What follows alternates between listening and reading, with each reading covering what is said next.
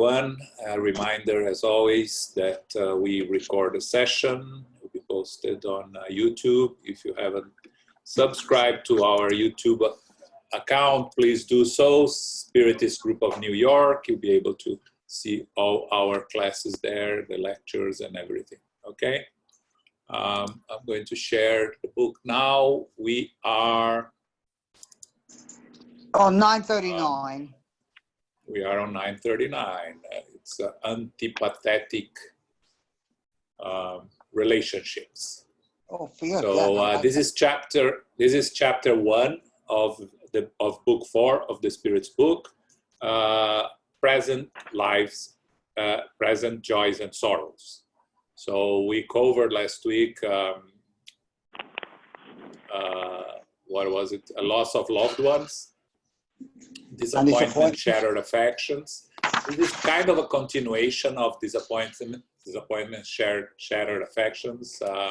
So I'm going to ask Paco to read for us. Okay. Okay. Yes.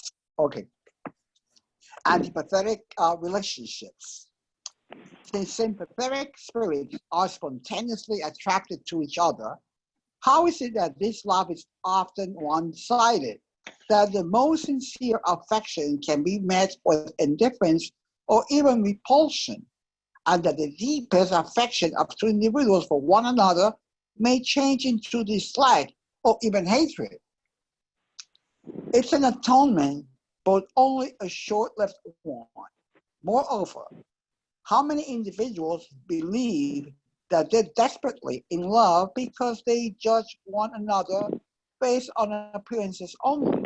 But when forced to live together, they soon discover that their affection was nothing more than a passing whim. It's not enough to be taken by someone whom you imagine to be endowed with all sorts of qualities. You can only determine the worth of the appearances that have captivated you by actually living together. On the other hand, how many of these relationships that at first seem as though they never could become sympathetic grow over time into a tender and lasting affection based on the respect that grows between the parties through the development of a more complete familiarity with each other's qualities? You must not forget that it's the spirit that loves and not the body. And when the illusion of physical attraction dissipates, the spirit sees reality. There are two kinds of affection, that of the body and that of the soul, and they're often mistaken for one another. The affection of the soul, when pure and sympathetic, is lasting, while that of the body is ephemeral. This is why people who think that they're in love eternally often despise one another when the illusion fades away. Okay, relationships. Wow!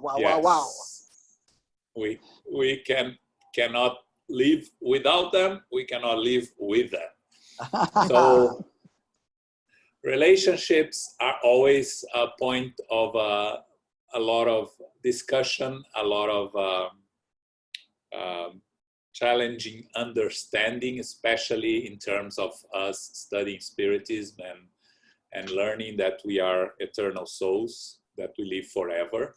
And we find ourselves here on this incarnation surrounded by loved ones and by others that are not really loved ones, but actually those that we have to readjust, that come to our lives as atonement. And also there are those that are not, we have no relationship in the past, and it's a new experience. As our universal family keeps growing, we need to acquire new relationships in each incarnation. So you have 3 aspects there. Now, when you talk here, the question and the answer focus a little bit more on marriages. And there are 2 types of marriages, actually. The marriages, there are a readjustment, a couple that has to live together to readjust for problems that they had in the past on previous incarnations. And there are those relationships that are based in true love, true affection. Those are the minority, and those are the marriages that will last, with both being loving of each other in the true sense of love. So it goes beyond the physical attraction and enters into the realm of companionship, the realm of working together to build something together for themselves and for others. But these are the exceptions. In general, the marriages are composed by couples that have to readjust. Difficult relationships from the past, being parents, kids, siblings, and that they come to a new incarnation and they have to readjust because they cause harm to each other, and they need to learn to live together, learn to overcome challenges. Now, this does not mean that we have to live our whole life tied to someone that is causing us harm, physical or moral harm. We'll see that in the next question, but it's important to understand that we are not forced to stay with people that creates us physical or mental damages. We do as much as we can. We respect each other, but if we have to go apart, we have to go separate ways. Sometimes it's better than to stay in a toxic relationship and cause a lot of harm to each other. So we need to see this again in terms of us being eternal spirits, that we are not with someone else by chance. It is because we have something going on there. It can be a new relationship, which is, again, is the exception. The pure marriages and the ones that are not known to each other are the exceptions. The majority are those that have to readjust from the past. But, as we learn, as we evolve, we have all opportunities to readjust. And if on our part, if we are doing the best that we can and the other side is not doing what they are supposed to do, it becomes their problem, not our problem. And we have the ability to move on if needed. So it's important to understand exactly how this works and how relationships work. Okay? Questions, comments?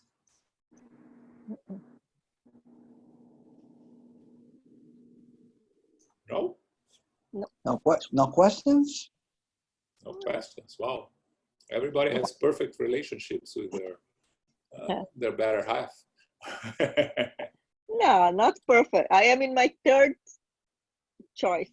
Yes.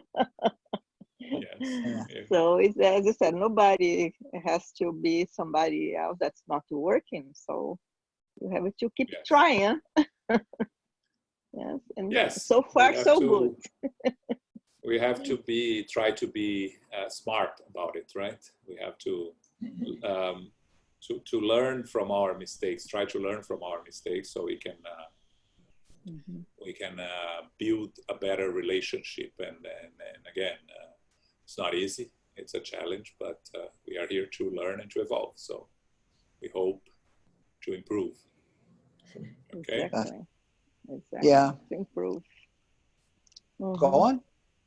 Go on. Go on. Okay. It's a lack of sympathy between individuals who are destined to live together a source of sorrow, and one that is most bitter because it poisons an entire life. It is very bitter, but it is usually a misfortune of your own doing. First, your laws are at fault, because how can you imagine that God intends that people who dislike each other should live together? Second, you yourselves are to blame because you often seek the satisfaction of your pride and ambition in those relationships rather than the happiness of mutual affection. In such cases, you undergo the natural consequences of your folly. But in such cases, is there generally an innocent victim? Yes, one for whom it is a heavy atonement, but the accountability for such unhappiness falls upon the individual who caused it. If the light of truth reaches their victim's soul, faith in the future provides consolation. The causes of these private troubles disappear as your prejudgments are dispelled.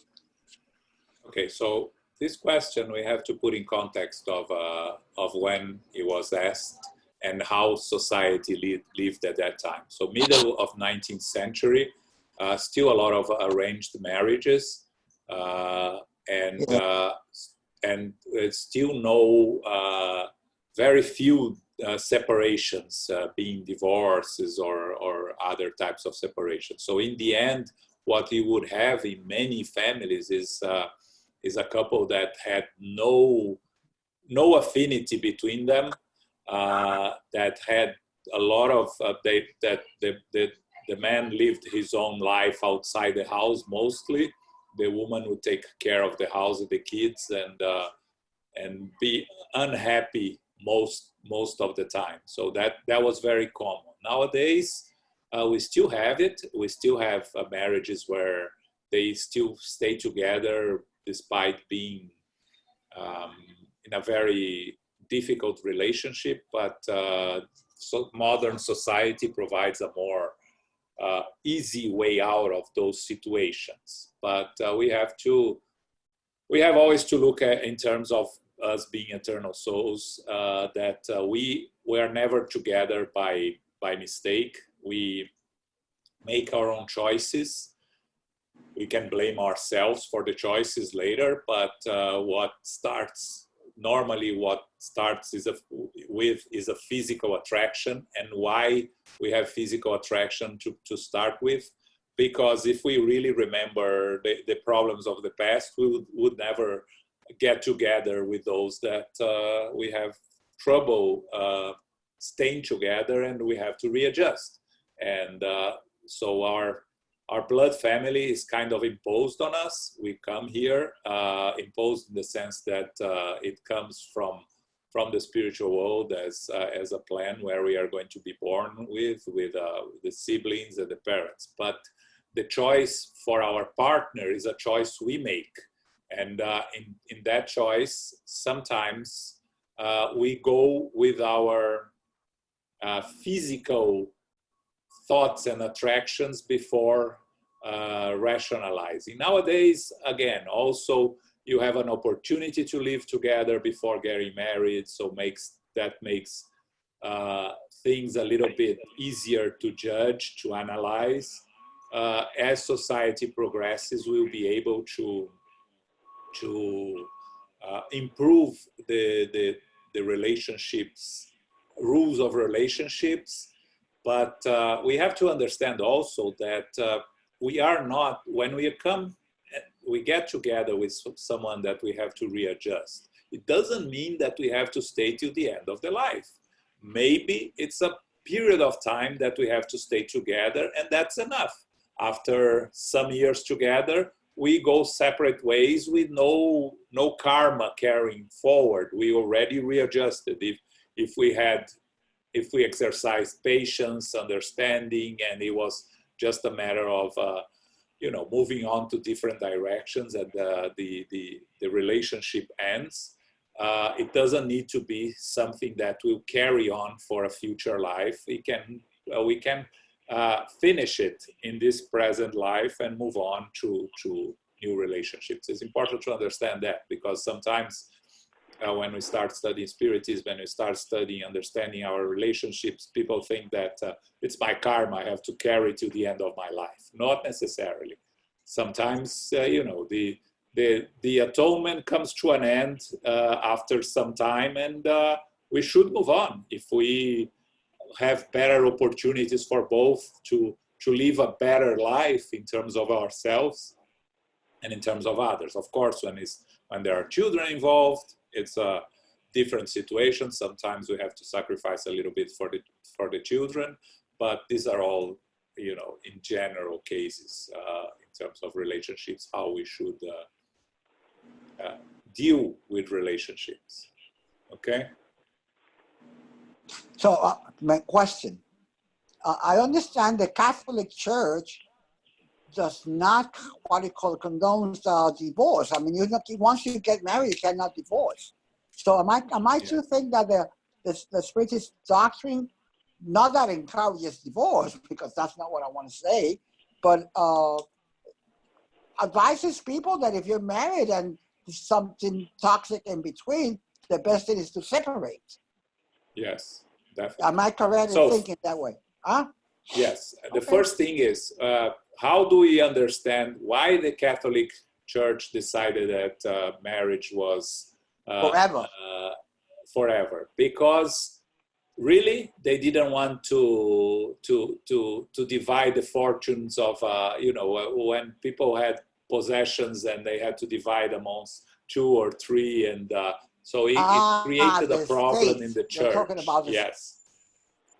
Gosh, the state is going to be divided. Got it. Wow. Very good. Because you don't see in Jesus' teachings anywhere that you have to stay together till the end. Now, and also marriage in terms of official marriage is something that is created by humans. It's a human law, which is important and very useful, because we need rules and regulations in order to live a normal life. But it's a human law. It's not a divine law, marriage. So a union of 2 people is human laws, and if it's human laws, it can be changed. Spiritism teaches us that we need to live together and readjust with people that we had issues in our previous incarnations, but you are not forced to stay together in a toxic relationship. If you are in a risk of being hurt, you leave the relationship, definitely. Exactly.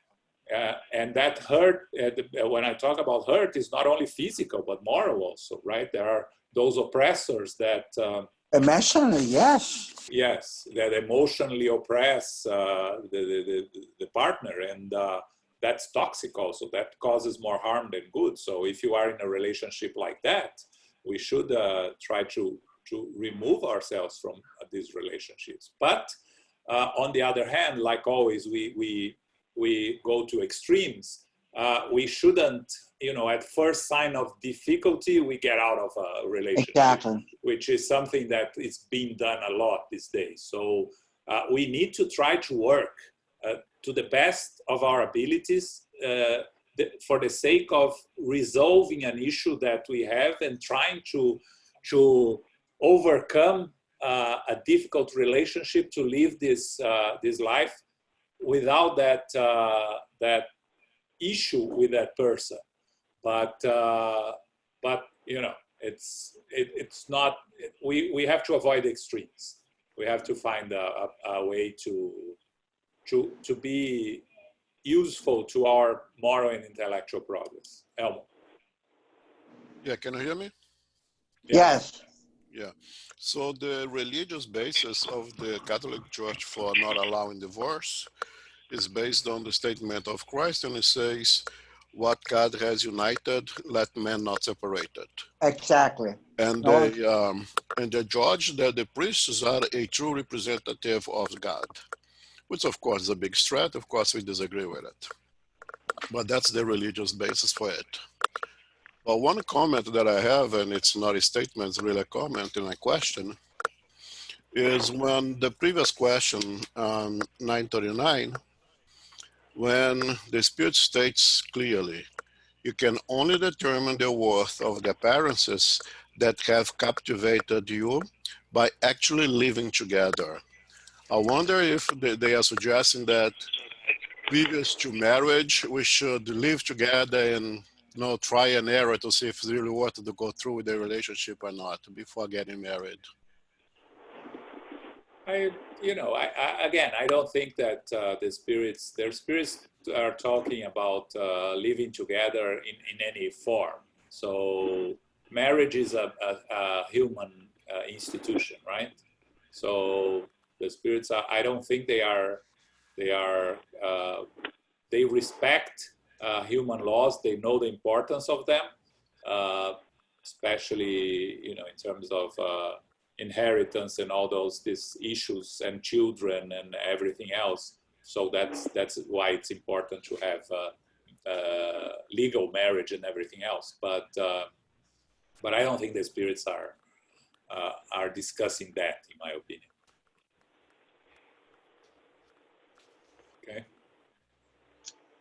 Okay. Mm-hmm. Anyone else? We're moving to a different subject. Yes, Mariana.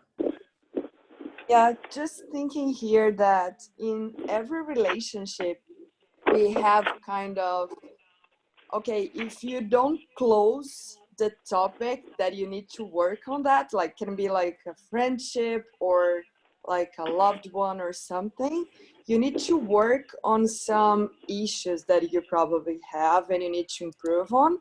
If you don't close that, if you cannot like turn on that page, you're gonna face again with another person or another relationship. So this is the way that I see. I understand that it's not something that, okay, so next life I need to be married with this person one more time to try to solve this.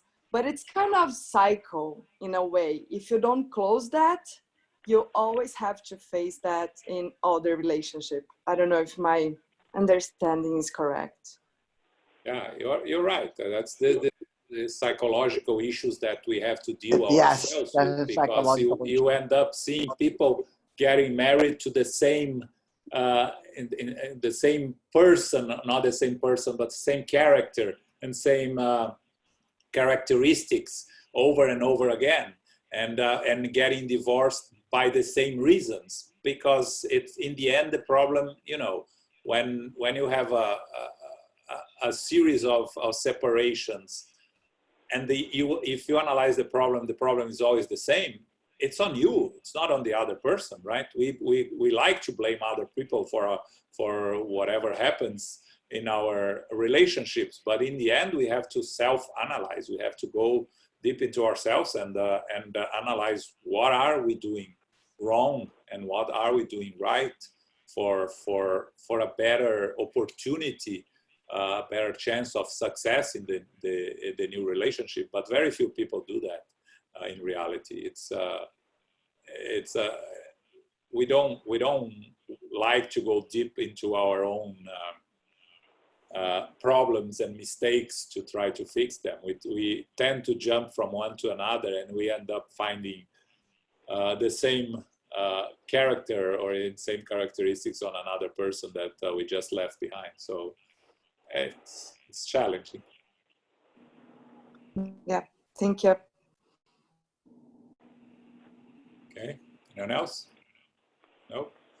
Yeah. Okay, yes, Renato. Well, It's just not a question, because I think, at least for myself, I think I figured that out on my own way. But the way I see it is, I had my share of relationships before I got married. And one thing that I understood is you're always gonna have difference. Doesn't matter who you marry to.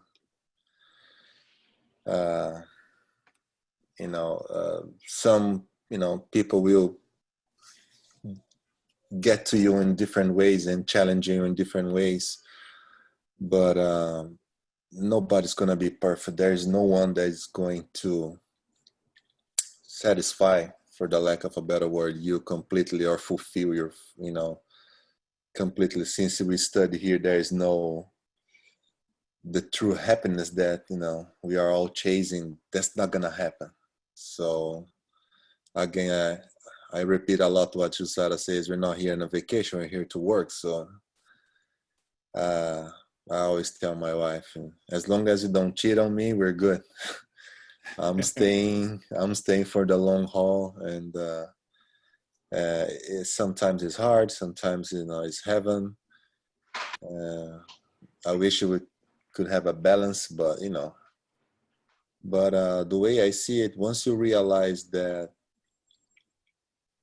of course, as you said, if it's a toxic relationship, you're in an environment that's not good for you, you should move on. But just addressing or not give up on easily, that's my bottom line. I understand that it doesn't matter who we are at this point. We will probably have a lot of people to address issues that we have to face. So I'm just gonna stick with this one as long as I can and try to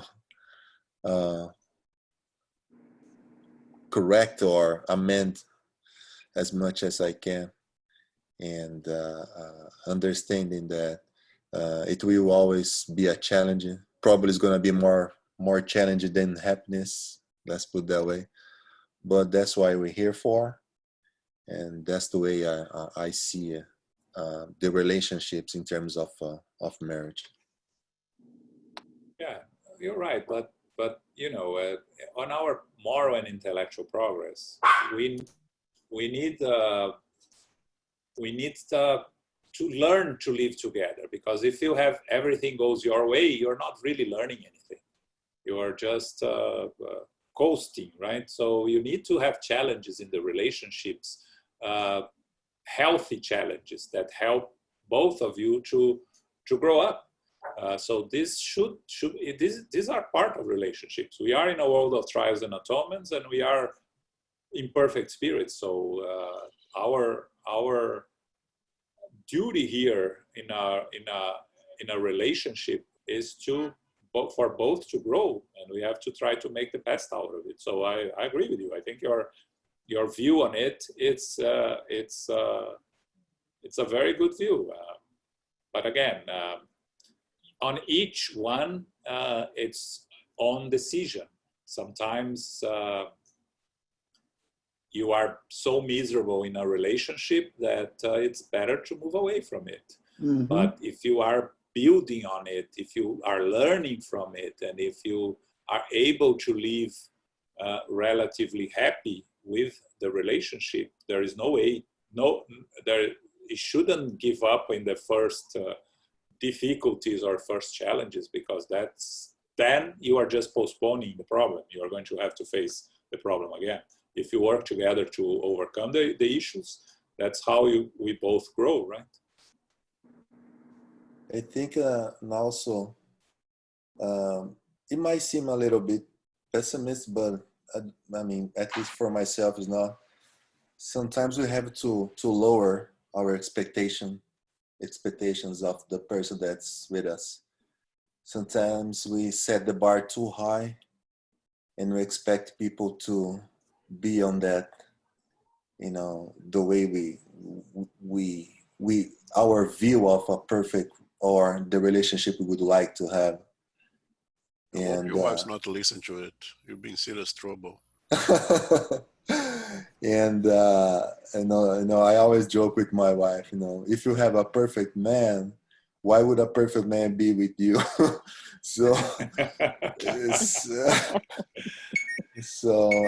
yeah, so that's the way I see it. So and you still alive? yeah, and the thing is, I always try to share with my wife my honest opinion. Sometimes it's sometimes it sounds harsh, but it's not. It's just so we know where we're getting to, so we know the truth. Is not like present in a way that is not what I will be able to deliver. So she knows me the way I am, and I have the positive, the good, and the bad, and I also the same with her. And I think that's why, you know, we are in a relationship for almost, I don't know, 20 years. I lost count. But you know, again, it's challenging. It's happy. Sometimes we want to kill each other, but we understand that, you know, there's something that we need to accomplish, and then we just have to be patient. I think that's the secret. Sometimes people say it's love. Love is also part of it, but I think patience is an important component to have success on it. And also the fact that you are 6'5" and 250 pounds, right? So you impose respect. That helps. And besides, your wife is a doll, so pretty. Yes, yes. Yeah. That helps Exactly. as well. Oh yes, for sure. Choices, right? Yes, why not? You are a lucky guy, huh? Oh yeah. Wise guy. Yeah. Okay. Yes. Now, why we have fear of death? Let's go. I like that. I like that one. Fear of death. The fear of death perplexes many. Where does this fear come from if people, if they have before them the whole future? The fear is misplaced. But what do you expect? People have been thoroughly brainwashed since childhood to believe in heaven and hell, and who have retained this belief along with the notion that most likely they will go to the latter, because whatever belongs to human life is a mortal sin for the soul, are understandably fearful. However, most people who are indoctrinated at an early age manage to throw it aside when they grow up. An example, if they're capable of forming a little judgment, they become atheists or materialists because they're unable to accept it. Thus, the natural effect, the unintentional, of such teaching is to make people believe that there is nothing beyond this present life. People who persist in the mistaken childhood beliefs fear eternal fire that burns without destroying. That should not instill fear in virtuous persons, because with faith they have the certainty of a future life. Hope leads them to expect a better life than the present one, and charity, which has guided their actions, gives them the assurance that will not encounter anyone that they may have reason to dread in the spirit world. Wow. Carnally minded people, more attracted by physical life than by the spiritual one, only know material pains and pleasures. The only happiness they feel is in fleeting satisfaction of desires. The minds, constantly occupied with the difficulties of the present life and painfully affected by them, are tortured with perpetual anxiety.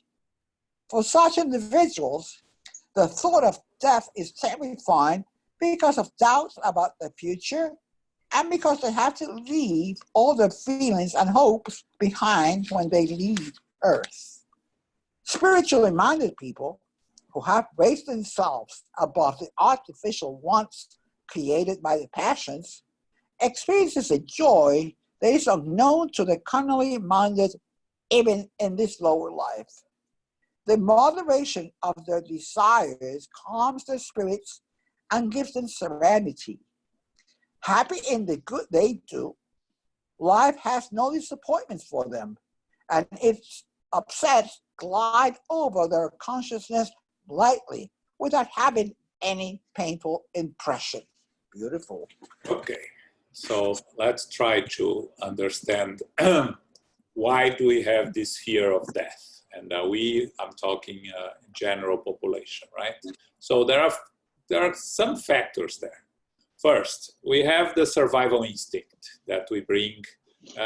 It's part of us in the evolutionary process. So our survival of our instinct of survival makes us fear death and try to avoid death.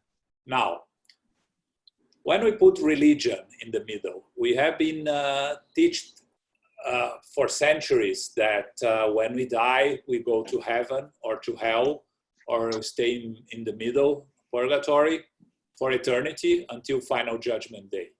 So, you know, if we have an understanding of our imperfections, most of us, according to these teachings, will believe that we are going to hell because we are far from being perfect. And if only perfect individuals go to heaven when they will be surrounded by angels, most of us have the understanding that we are not perfect, so we're going to burn in hell indefinitely, and that probably hurts, and we don't want to get even close to it. So that's when we have fear.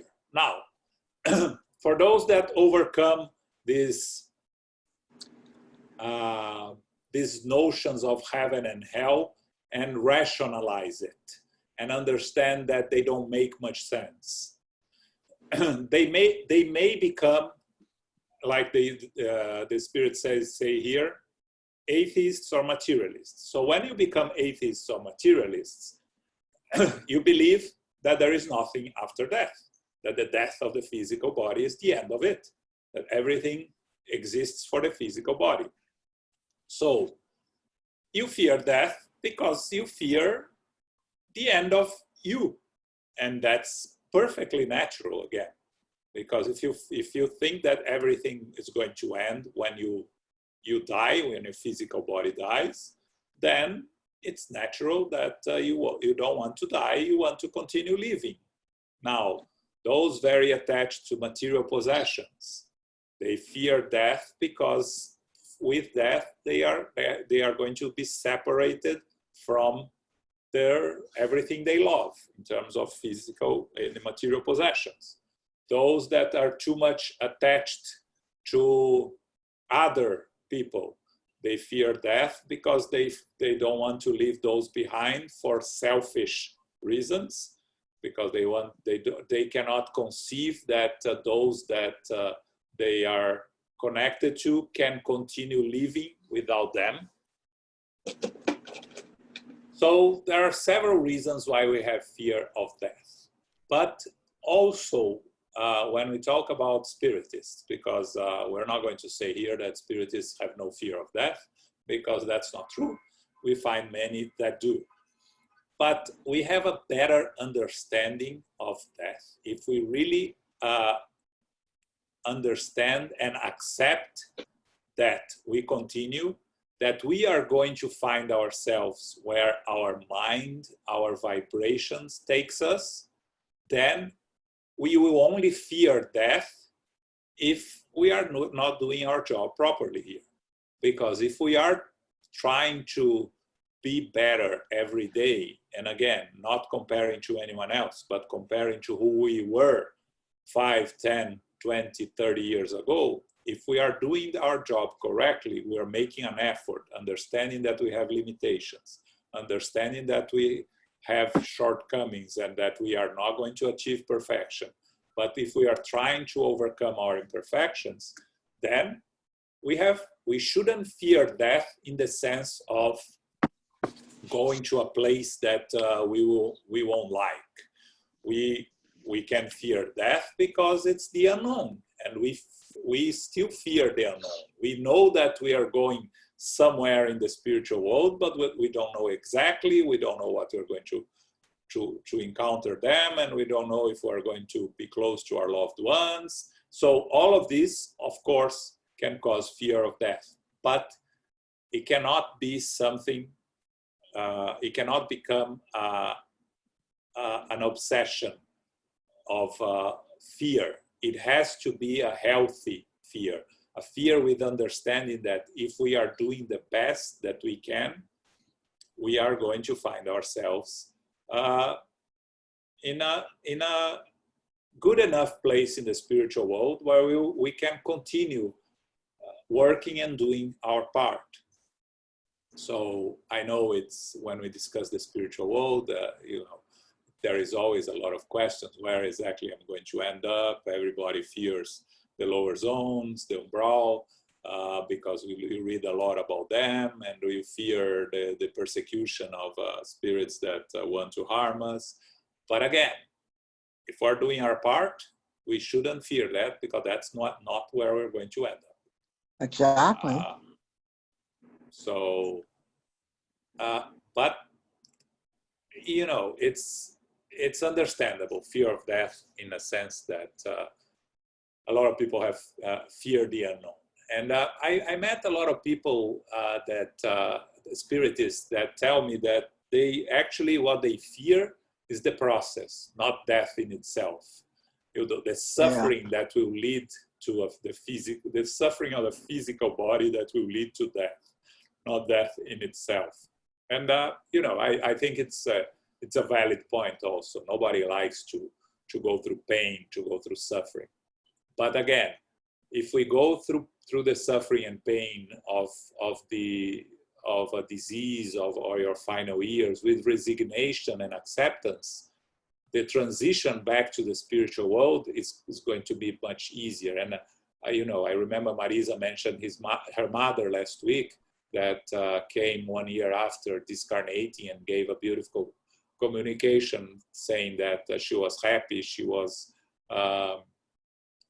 with them when possible. You see, someone that went through a difficult discarnation in terms of a little bit of suffering and pain, but when reached the other side was more prepared because of all this experience going through here. So, we have to have faith, have resignation, and actually, I think we should actually be a little bit excited to what waits us on the other side. No hurry, but when we are on the other side, I normally joke with people here that I have a bucket list, but not for this life, but for when I get to the other side. That's my bucket list. Not what I want to do before I die, but what I want to do right after I wake up on the other side. So, comments, questions? No fear of that there? Yeah, I was thinking for, you're laughing, right? For those of us that already take a peek on the other side, especially the challenge part, let's put it that way, you know what I mean? It's really, even though with all the knowledge that we have, it's one thing you have an idea, and the other things you actually see it, what's kind of what you can face once you get to the other side. So it's especially when you cannot describe with human words what you've seen, is very tricky not to be afraid of something that you haven't seen on this side. So what advice you recommend to people that, are facing that kind of challenge? There is a lot of information about the spiritual world, right? You have the beautiful André Luiz collection that describes a lot about the spiritual world, especially in the beginning when Solar and the other books. So, my recommendation is to learn and study more, read more and study more, because the more you know, the more you will be prepared. Again, we cannot completely erase the fear and completely erase the anxiety to where we are going to be and what we are going to find on the other side, but we definitely can prepare ourselves better. And I think this applies to all of us. What happens is that, outside spiritism, you talk to people, they don't want to talk about it. and they don't want to deal with it because they say, oh, when I get there, I'll see, or I don't believe in any of this, or, you know, these knee-jerk reactions that try to eliminate the discussion altogether. But inside Spiritism, death of the physical body is a reality with a lot of information, and I don't think anywhere else you are going to find as much information as you find in Spiritism. So I think that it's studying and learning. Elmo. Yeah, I think for, as you put it, the ones that have had the opportunity to take a peek on the other side through studies or through pure mediumship experiences have had the opportunity to look at the good and the bad as well. Have had the opportunity to see the things that are fearful, but also the things that brings delight. And I think we need to do a self-analysis and see, why am I concentrate on the fearful? Why I'm leading more towards all the fearful and not on the delightful? Yeah, that would be because we are aware of our moral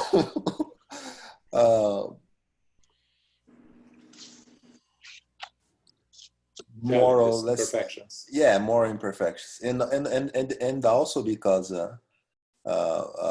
you're absolutely right. There are beautiful things that, you know, also we don't have, you know, human words to describe, but there's not as often as the fearful things, because of the moral level that we find ourselves right now. But I agree with you. We need to reflect on why I'm focused on the fearful things. Since we've seen the good side as well, we have an opportunity to experience both. Thank you.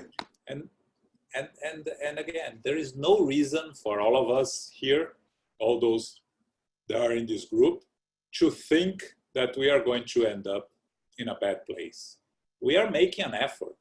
Of course, we are at different levels of evolution, like the whole humanity is, you know, we have different kinds, but we're making an effort. We're studying, we're applying ourselves. We are trying to be better human beings. So there's no reason for us to find ourselves in the worst places, unless from now to the end of our physical lives we deviate from it, or we start choosing the wrong path. But if we continue with a sincere effort of improving ourselves, even if we're trying but failing, which is only natural. Remember, when I talk about the book of the missionaries of the light of André Luiz, when he visited the reincarnation planning center in Nosso Lar, and he learns from Brother Manasses that we come here with an objective, and the majority of us, the vast majority of us, just completes 40 to 70% of our full capacity. There are very, very few that are what they call there the completers, that fulfill 100% of their ability of achieving here on our progress. So, you know, the vast majority are in the middle of that, 40 to 70%. If we are doing our part and we are trying to improve ourselves, we're going to find ourselves in a pretty decent place, you know, something like Nosso Lar at least. I'm sure of that. So I don't foresee us staying in the lower zones even for a short period of time. Maybe in a transitory house of assistance for a small period of adaptation, but I really think that we that are here are doing our part. Otherwise, we wouldn't be here on a beautiful day outside, still sunny, and studying and trying to learn. That is true. may I say something? I just want to add something to Renato's question. I think, of course, everything that you and Elmo said is absolutely 100% correct as usual. But I just would like to add that at this time also we have plenty of movies and other literature that deals with the fact of spirits living here. You know, like the movie The Others or the movie The Sixth Sense. All these movies that we always mention here, try to picture they're all dead, those people, and see how they are experiencing it.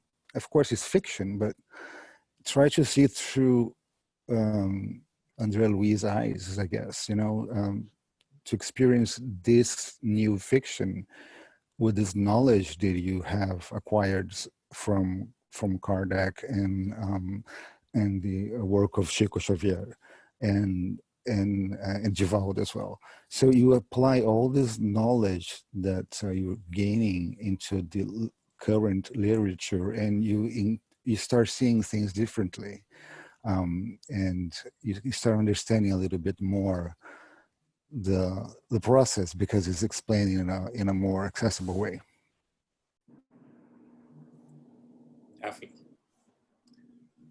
Okay, thanks, Fabio. You are one of those that can see the other side, so you can tell us. Exactly. I have a question. Sure. In terms of vibration, so if one of us has an obsessor, is it because we are vibrating at the same level of that obsessor, or not necessarily? And what happens when one of us that has an obsessor goes back to the spiritual world? Do we meet this obsessor depending on does it depend on our vibration? How does it work? I'm a bit confused now with the vibration and potential obsessors, let's call it, from past, for example. Yeah, good question, Anna. So how the obsessors find us? They'll find us when we vibrate at the same level that they are. So if we vibrate at different levels, more elevated level, they do not become obsessors because they cannot reach out to us. But that's very unlikely. Our mood changes, we go up and down, and eventually they will find us and attach to us if it's something that is, again, we're talking about obsessions that are based on personal issues, not obsessions caused by our imperfections that they will connect to us temporarily. Meaning, if you smoke, you have someone obsessing you that is smoking with you. Once you quit smoking, they move on. It was not personal. So we are talking about personal issues of the past that we caused them harm, and they want vengeance. They want to attack us. And again, like Divaldo used to say, you have only one obsessor. Lucky you. We normally have many. Again, Anna, there is not a rule. We may find them when we go back to the spiritual world, but if we are able to deal with our lives without being heavily influenced by them, the obsessors are always present and always causing us trouble. But if we manage a way of not allowing them to interfere with us, and also and especially if we pray for them, we send vibrations of love to them without even knowing who they are, but knowing that they are there, we are going to create a kind of a barrier that will prevent them to reach us. When we go back there, we are going to a different place, because the obsessors, they're not in a good place. Otherwise, they wouldn't be obsessing, right? We don't see obsessors in Masuar. So if you are being obsessed, but you are dealing with it in a way that you are able to rise above it in terms of not getting rid of it, but in terms of dealing with it, sending your good vibrations to them, your love to them, asking for forgiveness for things that we don't remember we did, but we sincerely ask them to forgive us. We deal with them in a positive, healthy way. We shouldn't find them back in the spiritual world, or maybe we'll find them cured and working. We will have the opportunity of working together with them. So it depends on us. It doesn't depend on them. It really depends on us. It depends on how we are dealing with those that are causing us problems. And again, you don't need to talk only about discarnated ones, right? You can talk about incarnated ones. We can create our own living obsessors, right? That will chase us after we go back to the spiritual world. So I hope was it good, Anna? Yes, yes, thank you. Can I just add something else, Joan? Sorry, because it has to do with Anna's question. Sure. Anna, this is also related to the kind of work that we used to do at the center on Tuesday mornings, which is Vera and myself and a bunch of Eleanor and some people that are no longer in New York. We used to get together to pray for people that were deceased, the people that were sick, and for obsessors. And I don't know for how many years this was happening, and I think I participated of them probably a couple of years. Because of, as you and I know, being mediums and me performing this kind of service, it came to me that it's so important to also send. It's also very important for us to sort of converse or talk to the obsessors in a way that in this work of prayer and asking for prayers, it's very important to ask for the relatives and people who are interested in your obsessors, for the obsessors to be able to listen to their relatives, friends, and families' prayers of love. It's important that you consider that anyone that is affecting you needs help in a way, let's call it help. So it's important that you think foremost of the condition of the obsessor. And it's very important to make sure that this obsessor is being taken care of and being loved by the people that need the obsessor in their lives. So it's a very important work to do in terms of spread around this idea of prayer involving love and loved ones, because ultimately the work that we are doing here is so intimate and is so personal and is so individual that it's crucial that we keep always this connection that we all have with our loved ones and family always on in this vibration of progress that is love and prayer. That's all. Thank you. So Thanks, just Fabio. to keep things, may I make a statement? Sure. Mm-hmm. Just to keep things understood, those Tuesday meetings continue through Zoom. So every month, we're praying for people. Every week. Well, not every Yes, week. absolutely, absolutely. The prayers only take one of the weeks per month. Oh, okay. All right. Thanks, Philip. You're welcome. Luis, you raised your hand a couple of times.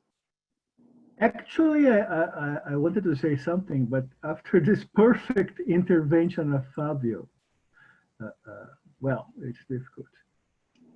Anyway, I was not going to say something, but going back, Fabio, great point, great advice. Thank you. The point I wanted to make was that from the little I have studied, where we go and for how long will depend a lot on our thoughts. Prayer works through thoughts. Our ability to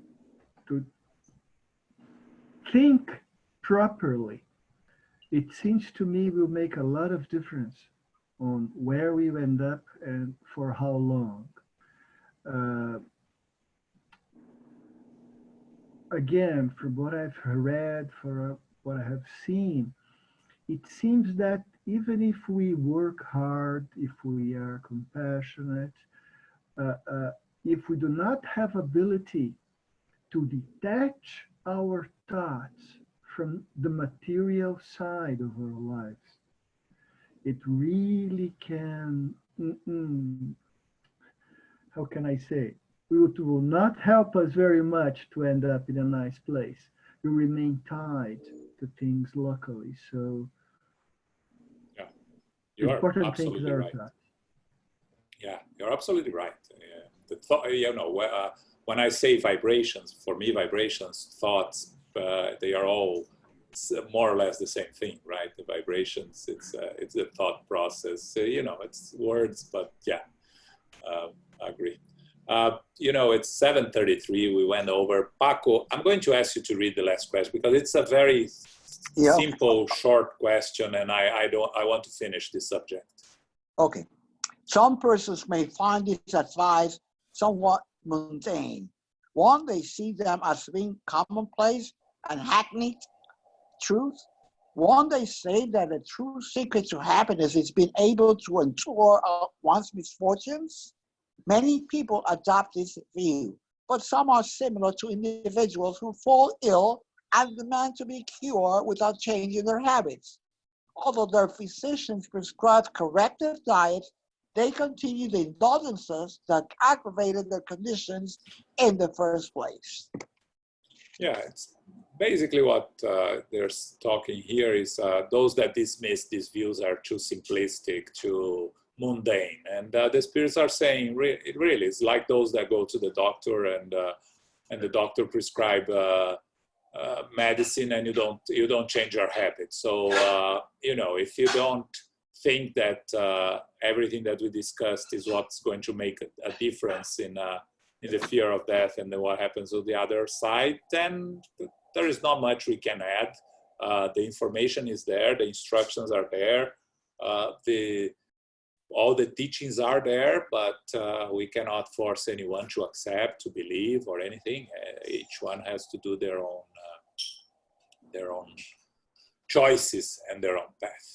Okay, so next week we're going to talk about suicide, which is a tough one. That's a good one too. That's a good one too. Yes, it's a good discussion. So we will continue that next week. So I think we have a very interesting lecture this Saturday. I highly recommend if you can watch the United States Spiritist Federation lecture that happens every Saturday at 11 a.m. And the subject of the talk that will be given by Júlio Carvalho, not our Júlio Padovan, but Júlio Carvalho from Newark, is prejudice, racism, and spiritism. Okay, I think in the times we're living nowadays, it's a very important subject, and I really highly recommend if you can watch. So Saturday at 11 a.m. Actually, I just saw that our email says Sunday, so we're going to correct that. It's Saturday. The date is correct, July 18th. And on Sunday, we'll be studying On the Way to the Light at 11 a.m. Okay, and we are going to ask Zoraida to do our final prayer now.